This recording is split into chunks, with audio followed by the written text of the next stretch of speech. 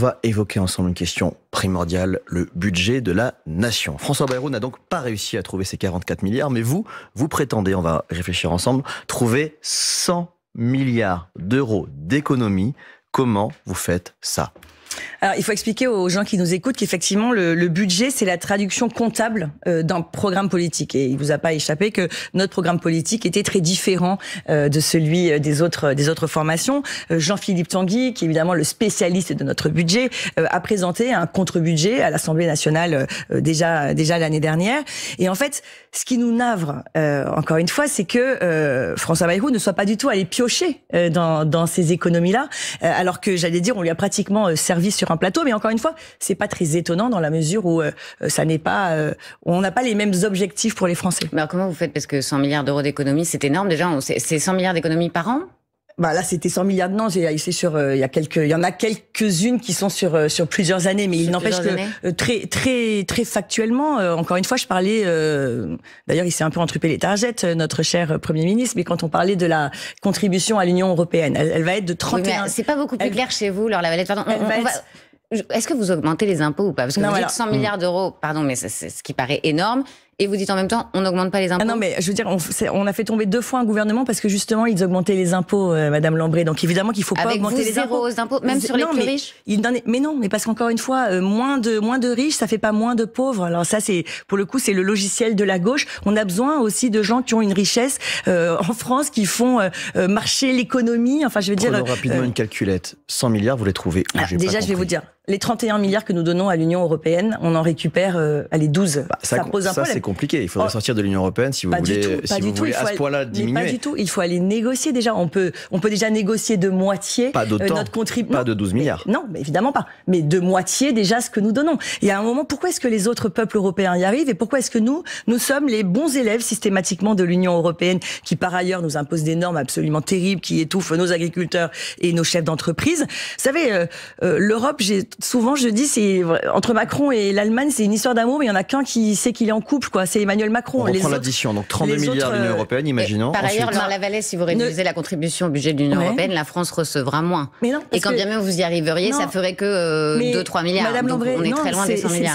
C'est faux, puisqu'en fait, si on est contributeur net, ça veut dire que de toute façon, de base, on reçoit moins que ce que l'on donne. Par contre, cette part qui est entre les deux, on peut essayer de la diminuer, parce qu'effectivement, ça nous paraît aberrant, vu la situation des Français à l'heure actuelle, de donner encore plus à l'Union européenne.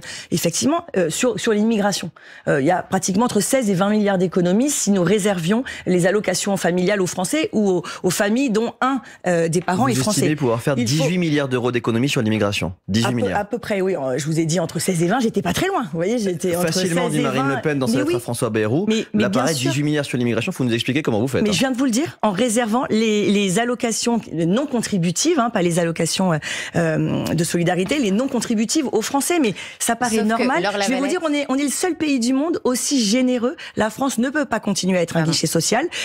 Nous pensons que la nationalité française, être français, doit ouvrir plus de droits que quand vous n'êtes pas français. Et notamment, on vous entend, sauf que trouver 18 milliards facilement, uniquement sur ce levier des contributions, des aides sociales non contributives aux étrangers, ça paraît compliqué, parce que si on compte le coût de ces aides en France pour les immigrés, tout immigrés confondus, étrangers et non étrangers, l'OCDE a calculé que c'était un peu plus de 20 milliards en 2018. Ce sont les calculs de l'OCDE, l'Organisation de coopération et de développement économique. Où sont vos chiffres à vous ? Si l'OCDE dit que ça coûte 20 milliards, comment vous faites-vous pour en récupérer 18 uniquement sur les immigrés étrangers et uniquement sur ceux qui n'auront pas cotisé pendant 5 ans ? Parce que figurez-vous que nous aussi on a des experts, nous aussi on a des gens qui chiffrent, et bien sûr que ça c'est la part que l'on peut récupérer, donc le coût il est bien plus important. Mais encore une fois, c'est aussi un signal. Quels sont les chiffres ? Ça coûte combien pour vous ? C'est aussi un signal qu'on envoie aux Français de dire que arrêtons de faire les poches des Français, de faire la poche des Français qui travaillent et faisons des économies sur ceux qui effectivement n'ont pas les mêmes droits. Sur l'AME, ça coûte à peu près 1,3 milliard et de nombreux médecins disent qu'il ne faut surtout pas y toucher parce que le pire ce serait de laisser les maladies et les épidémies prospérer et ça coûterait cher aussi et ça engorgerait les urgences, l'aide médicale d'État. Nous voulons une aide médicale d'urgence, voyez-vous, parce que la palette de soins ouverte par l'AME, elle est absolument colossale. Alors, il y avait une petite piste d'économie avec François Bayrou qui voulait sortir la balnéothérapie. Il disait que le décret était prêt, sauf qu'il démissionne ce midi, donc ça va être compliqué. C'est avec ce décret-là que les Français ont su que les gens qui sont irréguliers sur notre sol avaient droit à la balnéothérapie quand même. Je pense que ça fera plaisir aux gens qui ont du mal à partir en vacances. C'est anecdotique, votre balnéothérapie. Non, ça n'est pas anecdotique, parce qu'en fait, la palette de soins offerte par l'AME, vous avez la procréation médicalement assistée, vous voyez, ça pose quand même une vraie question. Simplement été exonéré, je crois, les cures thermales. Excusez-moi de vous dire que on peut pas, dans la situation de crise dans laquelle on vit, mais évidemment que l'aide médicale d'urgence est importante et qu'on va laisser personne mourir sur le trottoir. Mais ça ne peut pas être aux Français de payer les soins médicaux de gens qui rentrent illégalement sur notre sol. Mais encore une fois, c'est 1,3 milliard par an. Enfin, d'accord, oui, mais enfin, excusez-moi de vous dire que les par rapport aux économies, c'est pas énorme. Enfin, les économies, c'est même ça fait gagner aussi de l'argent parce que laisser les épidémies prospérer et laisser les gens tomber malades, ça coûtera. Non, mais déjà, la meilleure façon que ça ne prospère pas, c'est que ces gens-là ne rentrent pas sur notre sol, Agathe Lambré. Et là, je vous assure qu'on va faire beaucoup d'économies. Mais vous pouvez pas dire c'est qu'1,5 milliard et c'est pas beaucoup. Mais c'est pas 1,5 milliard de balnéothérapie qui plus est. Non, mais d'accord.